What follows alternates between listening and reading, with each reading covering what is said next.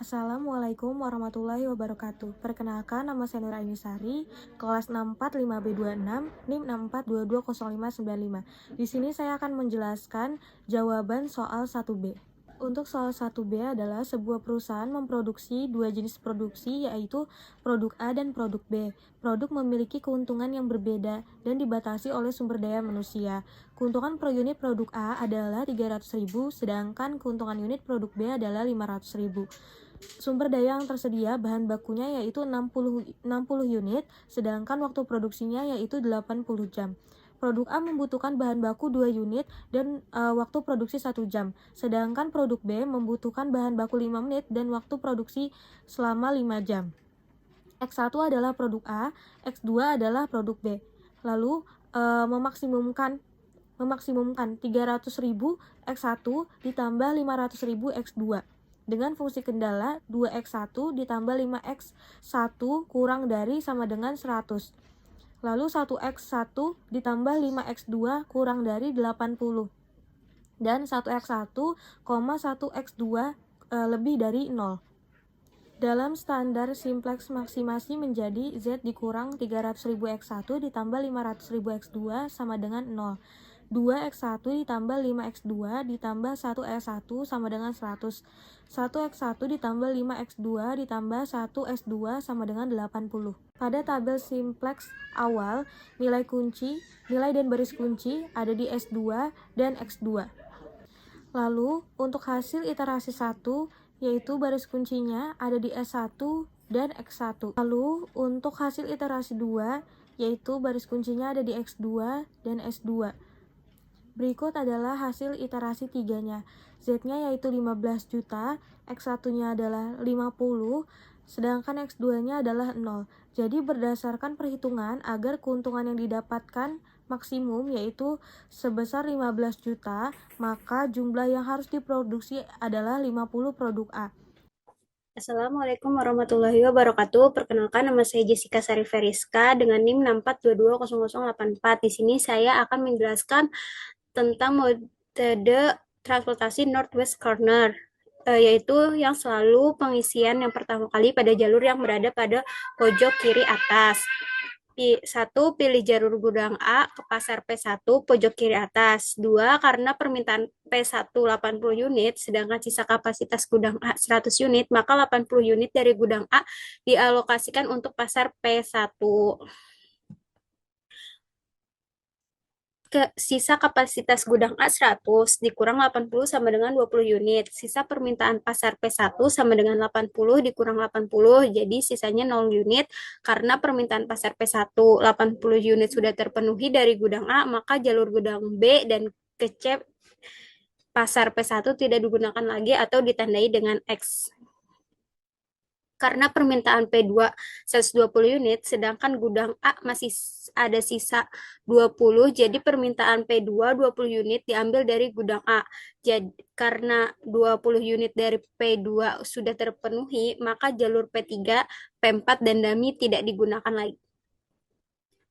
Karena sisa permintaan P2 120 unit, maka 100 unit dari gudang B dialokasikan untuk P2. Karena permintaan P2 sama 120 unit sudah terpenuhi dari gudang A dan B, maka jalur ke gudang C tidak digunakan ditandai dengan X. Sisa kapasitas gudang B 150 dikurang 100 sama dengan 50 unit. Karena permintaan P3 90 unit, sedangkan sisa dari gudang B 50 unit, maka 50 unit dari gudang B dialokasikan untuk P3. Karena sisa dari gudang B sudah dialokasikan semua untuk P3, maka jalur P4 dan DAMI tidak digunakan, ditandai dengan X. Permintaan P4 40 unit, sedangkan kapasitas dari gudang B 160 unit, maka 60 unit dari gudang C dialokasikan 60 unit untuk P4. Karena gudang C sisa 100 unit, sisanya dialokasikan untuk DAMI. Karena semua permintaan sudah terpenuhi, maka hitunglah biaya pengiriman sebagai berikut. Z sama dengan 80 dikali 4, 20 dikali 6, 100 dikali 4, 50 kali 6, ditambah 40 kali 7 ditambah 60 kali 9 ditambah 100 kali 0.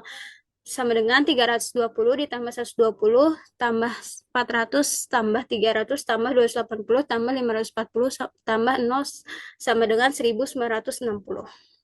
Terima kasih. Assalamualaikum warahmatullahi wabarakatuh. Perkenalkan, nama saya Fariza Ananta dengan nomor induk mahasiswa 6422051 dari kelas 645B26. Di kesempatan kali ini saya akan mempresentasikan metode biaya transportasi dengan cara metode less cost, yaitu metode yang bertujuan untuk mengalokasikan produk ke biaya transportasi yang seminimal mungkin. Dengan cara pertama, pilih jalur gudang B ke pasar 1, yaitu biaya termurah ada di angka 2. Lalu karena permintaan pasar 1 80 ton, sedangkan kapasitas gudang B 150 ton, maka 80 ton dari pasar 1 dialokasikan semua sebanyak 80 ton untuk gudang B. Sisa permintaan pasar 1 80 dikurang 80 sama dengan 0 ton, dan sisa kapasitas gudang B 150 dikurang 80 sama dengan 70 ton. Maka jalur gudang A dan C ke pasar 1 tidak dapat digunakan, ditandai dengan lambang X. Selanjutnya, pilih jalur gudang B ke pasar 2, biaya 4, karena kapasitas gudang B tersisa 70 ton, sedangkan permintaan pasar 2 120 ton, maka 70 ton dari gudang B dialokasikan semua sebanyak 70 ton untuk pasar 2. Sisa permintaan pasar 2 120 dikurang 70 sama dengan 50 ton, sedangkan sisa kapasitas gudang B 70 dikurang 70 sama dengan 0 ton. Maka jalur gudang B ke pasar 3 dan 4 tidak digunakan, ditandai dengan lambang X. Selanjutnya, pilih jalur gudang C ke pasar 2, biaya 5. Karena permintaan pasar 2 tersisa 50 ton, sedangkan kapasitas gudang C 200 ton, maka 50 ton dari pasar 2 dialokasikan sebanyak 50 ton untuk gudang C. Jadi sisa permintaan pasar 2, 50 dikurang 50 sama dengan 0 ton, sedangkan sisa kapasitas gudang B, 200 dikurang 50 sama dengan 150 ton. Maka jalur gudang A ke pasar 2 tidak digunakan, ditandai dengan lambang X. Selanjutnya, pilih jalur gudang C ke pasar 3, yaitu biaya 7. Karena permintaan pasar 3 sebanyak 90 ton, sedangkan kapasitas gudang C tersisa 150 ton, maka 90 ton dari pasar 3 dialokasikan semua sebanyak 90 ton untuk gudang C. Sisa permintaan pasar 3, 90 dikurang 90 sama dengan 0 ton. Sisa kapasitas gudang B, 150 dikurang 90 sama dengan 60 ton. Maka jalur gudang A ke pasar 3 tidak digunakan, ditandai dengan X. Pilih jalur gudang C ke pasar 4, yaitu biaya 9, karena permintaan pasar 4 sebanyak 60 ton, sedangkan kapasitas gudang C tersisa 60 ton, maka 60 ton dari pasar 4 dialokasikan semua sebanyak 60 ton untuk gudang C. Sisa permintaan pasar 4, 60 dikurang 60 sama dengan 0 ton, sedangkan sisa kapasitas gudang C, 60 dikurang 60 sama dengan 0 ton. Maka jalur gudang A ke pasar 4 tidak digunakan, ditandai dengan X. Selanjutnya, dummy dialokasikan ke gudang A sebesar 100. Karena semua permintaan sudah terpenuhi, maka hitung total biaya pengirimannya sebagai berikut. 100 ditambah 80 kali 2 ditambah 70 kali 4 ditambah 50 kali 5 ditambah 90 kali 7 ditambah 60 kali 9 dengan hasil 1960. Assalamualaikum warahmatullahi wabarakatuh. Perkenalkan, nama saya Lela Nurhayati dengan NIM 642200726. Saya dari kelompok 1. Di sini saya akan menjelaskan tentang metode Vogel approximation ya, yaitu FAM. Dimana di sini kita yang pertama hitung selisih dari dua biaya pengiriman termurah per baris dan per kolom. Bisa dilihat kolomnya seperti itu ya guys. Yang kedua, di sini kita akan pilih kolom pasar B, selisih terbesar, lalu pilih jalur C ke pasar P4, biaya termurah pada kolom P4. Yang ketiga, di sini karena permintaan pasar P4 sama dengan 60 unit, sedangkan kapasitas gudang C itu 200 unit, maka 200 unit dialokasikan untuk pasar B, untuk pasar P4, P3, dan P2. Jadi jalur gudang C ke pasar P1 dan dummy tidak digunakan, ditandai dengan silang. Itu yang nomor 4. Karena kapasitas gudang C ini 200 unit, sudah dialokasikan semuanya ke pasar P4, P3 dan P2 dan dummy, maka jalur ke P4, P3 dan dummy tidak dapat digunakan, ditandai juga dengan tanda silang. Pilih kolom P2 ya yang selisih terbesar.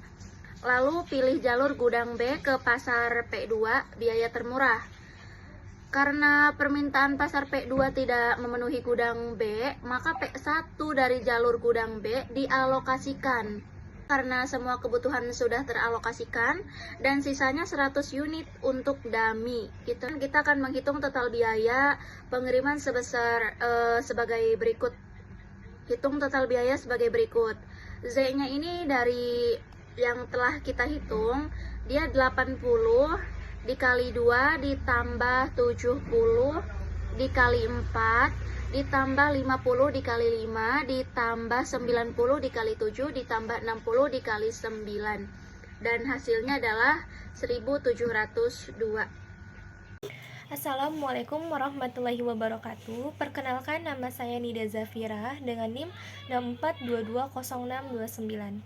Pada bagian saya yaitu menjelaskan penyelesaian metode transportasi pada tahap akhir atau metode stepping stone. Saya akan menjelaskan sedikit tentang metode stepping stone seperti apa. Metode stepping stone adalah metode transportasi yang digunakan untuk mendapatkan biaya pengiriman yang optimal. Metode ini juga dikenal sebagai metode batu loncatan. Nah, cara kerjanya sendiri yaitu metode stepping stone adalah dengan membuat siklus pengalihan alokasi ke kotak-kotak yang kosong. Metode ini dilakukan untuk mengevaluasi efektivitas biaya pengiriman barang. Untuk tabel metode stepping stone ini sama dengan metode NWC ya. Untuk pertama kita akan mengecek syarat metode stepping stone. Caranya yaitu jumlah kotak terisi sama dengan jumlah baris ditambah jumlah kolom dikurang 1. Di sini pada tabel kami jumlah barisnya terdapat 5 kolom. Lalu untuk jumlah kolomnya terdapat 3 kolom dikurang 1. Jadi baris 5 ditambah 3 kolom dikurang 1 sama dengan 7. Untuk jumlah kotak yang terisi adalah 7. Lanjut ke bagian pembuatan looping untuk setiap kotak kosong. Untuk looping yang pertama dari gudang A ke P3. Ini untuk cara metode stepping stone yaitu dia seperti arah jarum jam ya. Jadi memutar seperti itu. Dari gudang AP3 menuju AP2, lalu ke BP2 dan ke BP3. Total biaya looping gudang A ke P3 yaitu 8 dikurang 6 ditambah 4 dikurang 6 hasilnya 0. Kita lanjut ke tabel kedua atau looping kotak kosong dari gudang A ke P4. Dari gudang A ke P4 menuju AP2 ke BP2, lalu BP3 ke CP3 dan CP4. Total biaya looping gudang A ke P4 adalah 10 dikurang 6 ditambah 4 dikurang 6